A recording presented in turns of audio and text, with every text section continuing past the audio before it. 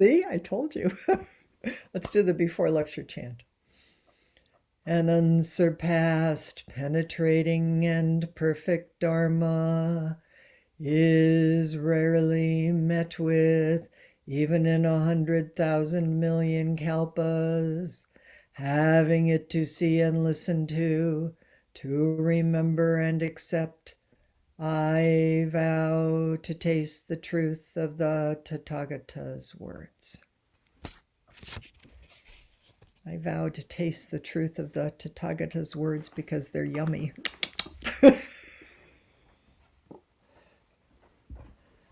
So we are, I think everybody knows, we've been working with the Wheel of Life. And today is the human realm. Thursday will be the animal realm. But the human realm, we have we have self-interest in everything because everything is us and we are everything. But the human realm, I always think is fun to do. And I'm going to start with something by Dogen. I'm actually going to bring up Dogen a few times because Dogen is a shining example of a practitioner. He says, "My companions, trekking the 6 realms, I recognize my father. There is my mother.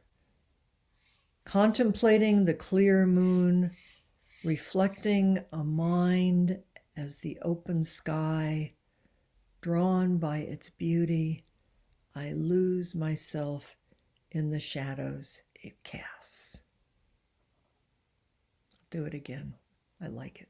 It's actually on one of my Rakasus, Norman Fisher. I don't think it's not this one. "My companions trekking the 6 realms. There's my father. There's my mother. Contemplating the clear moon, reflecting a mind as the open sky, drawn by its beauty, I lose myself in the shadows it casts." So Yama, the Lord of Death, let's see if this is going to work at all. I'll do a spotlight. There's Yama, the big, gritchy looking critter holding the full moon life of what it is to be identified with, caught in the wheels of cause and effect.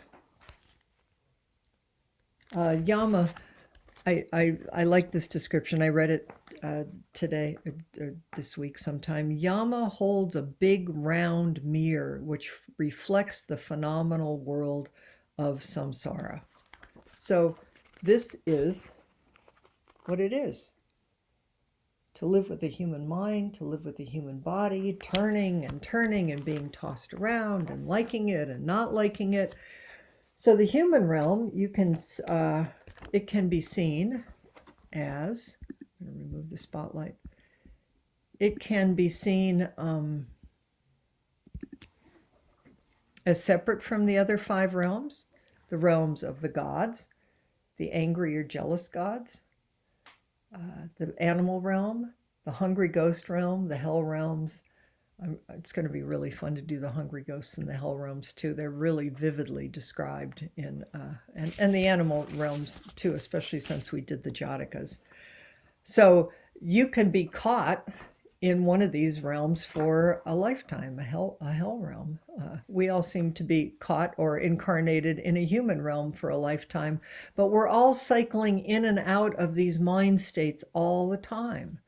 One minute we're in a hell realm, another minute we're in the God realm, and we're going, I finally got it, I'm relaxed and I'm happy, and then something comes on in the news, and then we're in the fighting angry God realms because somebody has it and we don't have it, or and on, or our desires will never be satisfied. Then we're in the hungry ghost realms.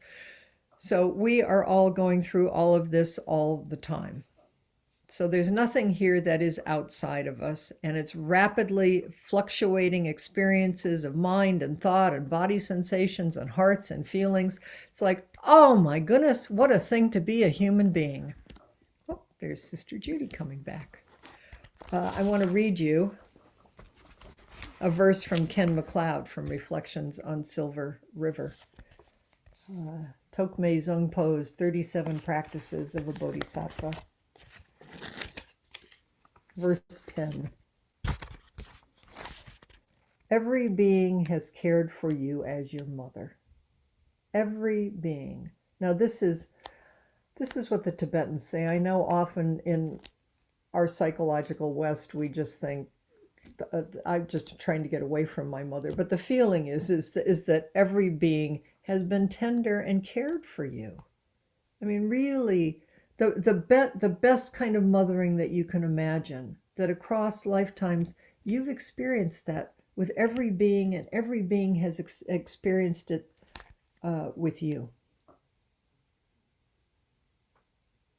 And all of these deeply beloved beings all suffer without end, because everybody's caught. Like, dislike, up, down, want, don't want. How can you be happy knowing this? To free beings without limit give rise to awakening mind. This is the practice of a bodhisattva. This is the arising of bodhicitta. It's like you feel so loving and so grateful that all you want to do is help everybody be happy. Plus, it wouldn't be so bad if you were happy too. And given that any kind of human happiness that has limits or self in it is just going to ultimately create more suffering, you just sort of know in a certain way that the only way to really be happy is to wish for everybody else to be happy. I'll just read you a little something else he says. Look at the places where you struggle in your life. In each, you see some form of alienation, a painful memory, an unpleasant association, an old fear. Every one of those parts of you is based in relationship. Whenever you encounter a situation that resonates with that relationship, it brings that part into play and you struggle. You cannot be free until all those parts of you are free too. All those relationships, all those beings, all those reactions. You interact with others who are lost in confusion. Countless beings. We are in relationship all the time.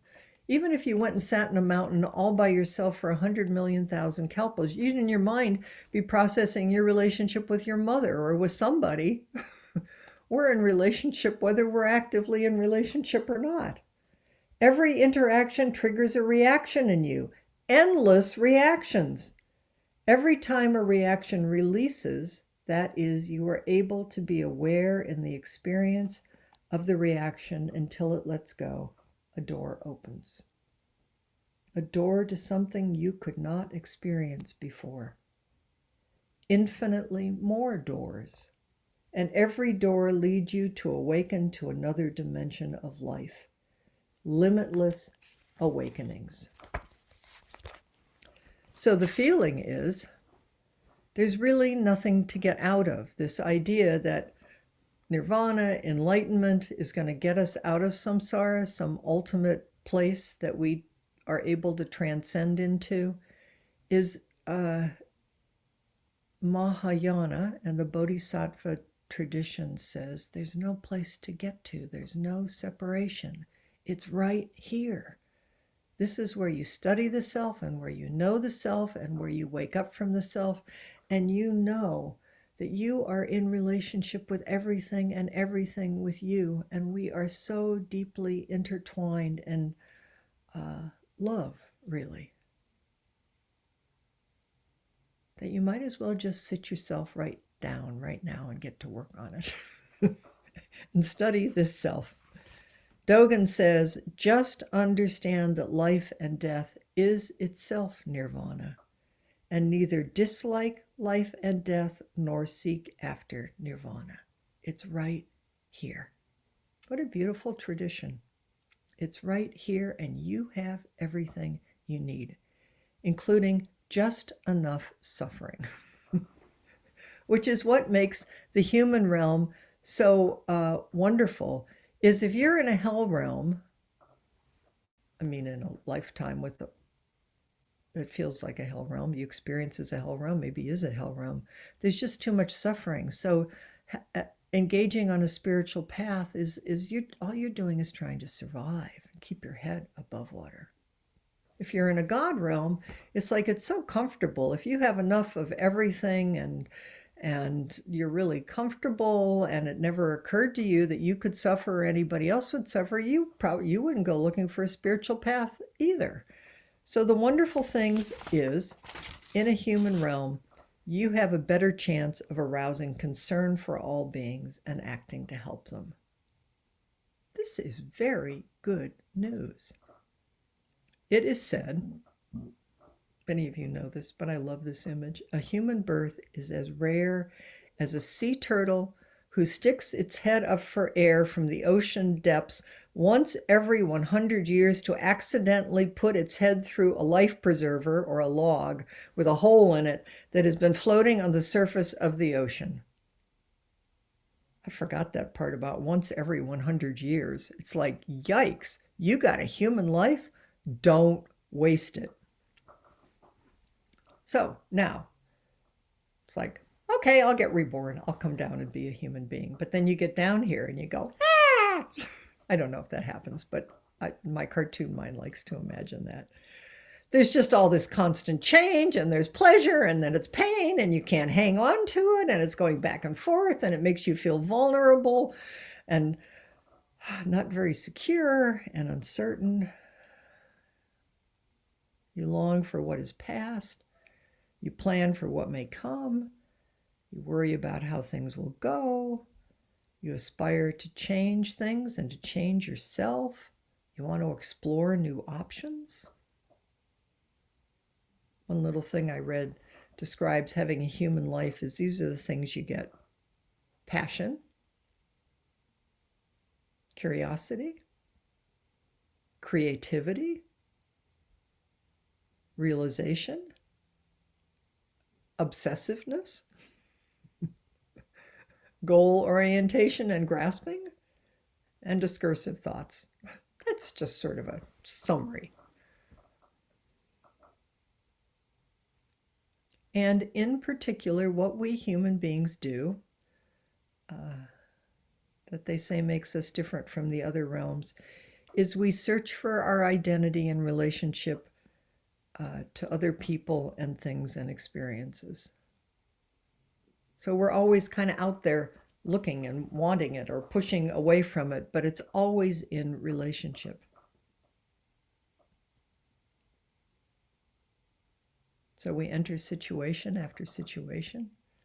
My husband says to me sometimes he sees me entering situations where I probably know that I could get hurt or that I'll get triggered or reactivity. He says, it's amazing you keep doing that. I just keep thinking, oh, yeah, well, partly it's my karma, partly who I am. And I just think, well, what else? I mean, hopefully I'm waking up and getting a little wiser. But you just, you know, and you study that at first it's like, oh boy. And then, at a certain point, something's going to happen. And closeness is going to lead to separation, or some kind of ideal is going to lead to disappointment, or vitality to degeneration and death. Everybody you love is going to die. It's like, my goodness, maybe you should just be like that sea turtle, but this time just pull into your shell. It's like, I'm not coming out. And we kind of can't help ourselves, because life also has happiness and enjoyment and love and learning and all these amazing experiences. But then we attach to them and we cling to them and we go round and round and we distract ourselves and we're never quite sure what we should do next. And in the midst of all of it, we keep having this sense that there is something more. Like, what are we doing here? And what's the meaning? And then, of course, being human beings.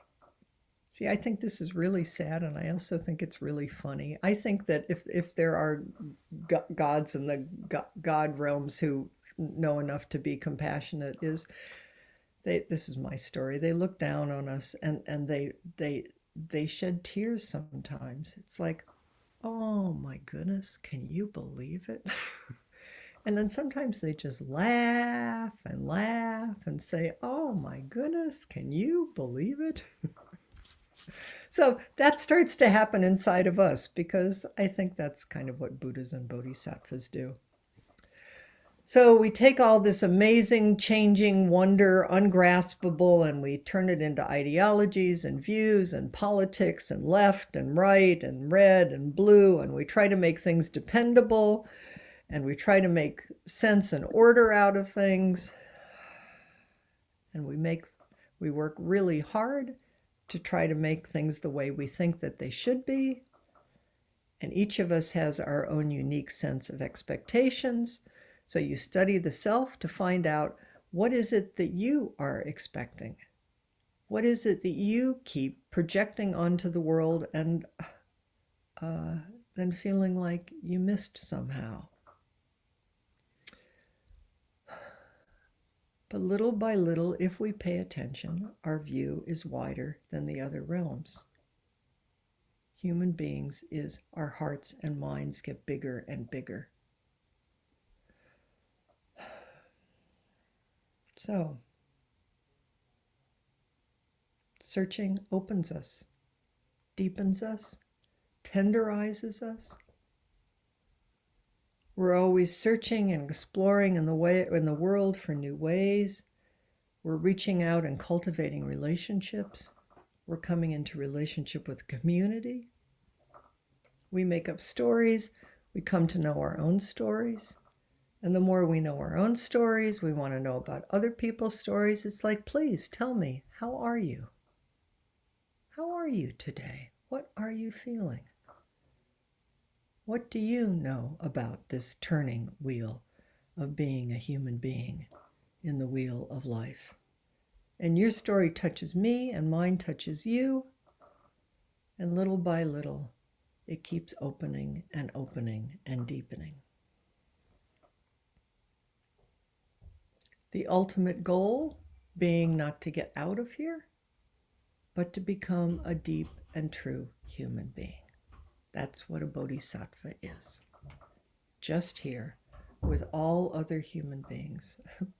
I remember my first teacher, Richard Baker, saying, I suppose this is not politically correct these days, but at the time it really moved me. He said, you can always tell a blind person on the bus. I think his insinuation was that a blind person, or I think he was pointing at me, is because this isn't politically correct, is because there's a certain way that a blind person has to hold themselves. I'm not liking this story the more I tell it. There's a certain way a blind person has to hold themselves separate from other people, when in fact what we're trying to do is soften and just act like another human being. Nobody special. So, practicing in the human realm. The Mahayana ideal is being a bodhisattva who stays in the world to help other beings. I think if I keep rolling out this story that I began to tell, we're all blind. We're all helping each other wake up. All of us can see in different ways and see in different corners. That's the gift of it. The world is sometimes called, I'd never read this before, with all its suffering, is called a bodhisattva's playground. A bodhisattva's playground, isn't that sweet? So you get to play in the paramitas. Those are the bodhisattva practices that we're given. You get to play in this suffering world and bring a deep heart of generosity.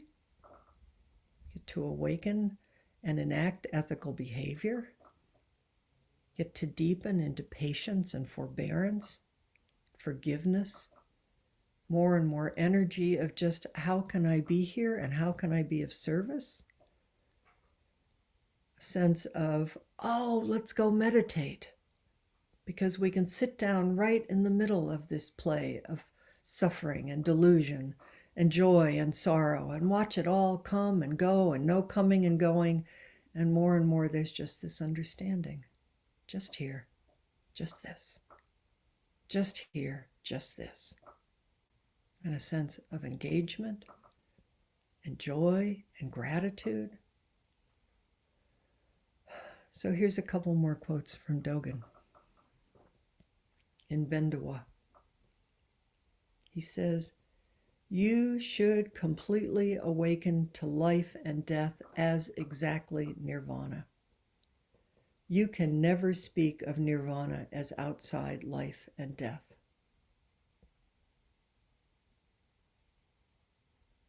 In the Shobogenzo Shoji on life and death, he says, "Seeking after Buddha outside life and death. If you think you're going to find Buddha someplace other than right here in the midst of your own joy and sorrow, it's like trying to go to Yue, a town in the south, with the trills of your cart heading to the north, or like trying to see the North Stars in the Big Dipper while we're facing the south. It's called confusion. If we seek Buddha outside life and death, we could accumulate the causes of life and death more and lose the path of liberation. Just understand that life and death is itself nirvana, and neither dislike life and death nor seek it after nirvana. Must have repeated himself, and this must have been important. Only at that time will it be possible for us to be released from life and death. If you believe and are caught in yama, the fear of death and impermanence, is what keeps the whole thing turning. All the rock tumblers going. Greed, hate, delusion, moods, ups and downs, hell realms and God realms. Just sit still in the midst of life and death, and then enact it and live it fully. He says in another fascicle, after having aroused Bodhi mind, the mind of a bodhisattva, the mind of compassion, the mind of knowing that all beings are you, even if they transmigrate within the 6 realms, through the 4 kinds of birth and the causes and conditions of transmigration, everything will become practice and vows for awakening. Everything, every moment becomes a moment of awakening. Don't waste this life. So the wonderful thing about the 6 realms is everything has its own obstacle and each thing has its own practice. The main focus in the human realm is renunciation of our attachment to a separate self. All my ancient twisted karma, from beginningless greed, hate, and delusion, born through body, speech, and mind, I now fully avow. All my ancient attachment to the wheel of life and my fear of yama, of birth and death, born through body, speech, and mind, through greed, hate, and delusion, I vow with my whole heart to wake up right here with and for all beings. I feel so grateful for this rare and precious human life. May I not waste it, and may we help each other wake up together.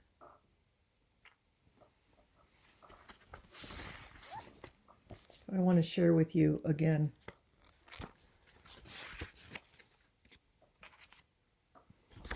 Ken MacLeod.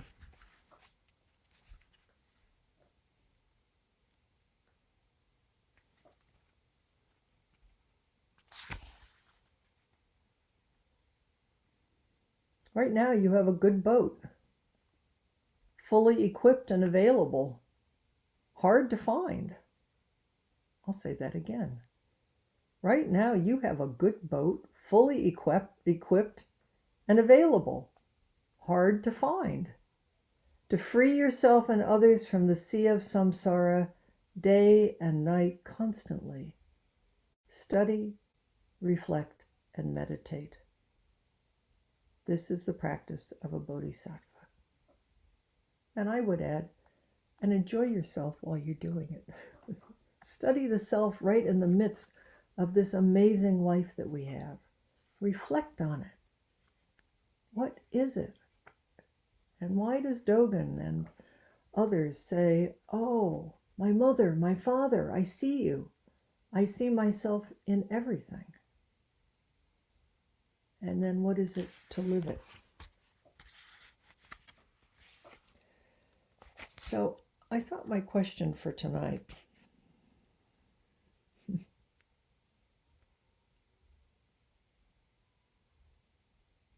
you were here looking at the ocean, the boat gently bobbing at your feet as waves lap upon the dock. The world behind you is simultaneously full and empty. There are many enjoyments and rewards. You have tasted them. But you also have this deep sense that wonders, is this all there is? You cannot turn away. You wonder what, if anything, you can do to help so that you and others don't turn away.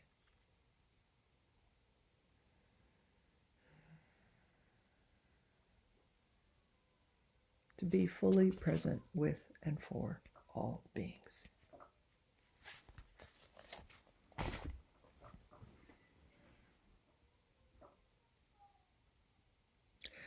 So I thought an interesting question, you can talk about any of this, of course, is I appreciate the focus on reactivity.